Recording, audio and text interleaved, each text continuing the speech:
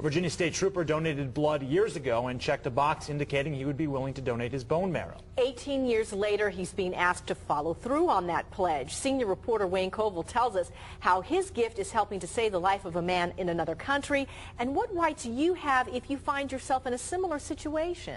Just think about all the paperwork that you all have filled out in the last couple of years. Most of us can't remember it all, much less a box we checked 18 years ago. Even Virginia State Police Trooper Rob Campbell didn't remember. But twice now he's gotten a call for help, a call for the gift of life that only he can give. A badge and a gun, sworn to serve and protect. Trooper Rob Campbell has done just that since 1995 as a Virginia State Trooper. But even as a student at Campbell University, he was helping out by giving blood. It was just something I've always done. Whenever they had a blood drive, I would donate blood. And it was while giving blood, he checked he was willing to be part of the National Marrow Donor Program.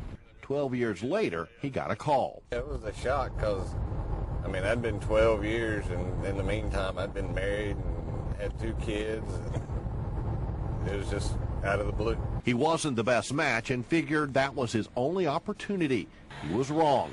Recently, he got another call, and this time, he was the best match. They pull your blood out of one arm, filter it, skim the white blood cells with the stem cells off, and then return your blood in the other arm. All Trooper Campbell knows is he donated to a 34-year-old man who lives outside the country. Tell me about the equipment you got For here. Brian Pierce, he knows what it's like to find that match. I think a lot about bone marrow transplants. It saved my life. I would not be standing here 21 years later if it were not for a bone marrow transplant and the research that was going on. So and the progress they have made in those 21 years is incredible. For Rob Campbell, helping save a life came down to checking a box. You never know who you'll be helping. It may be your neighbor, and it may be somebody across the world.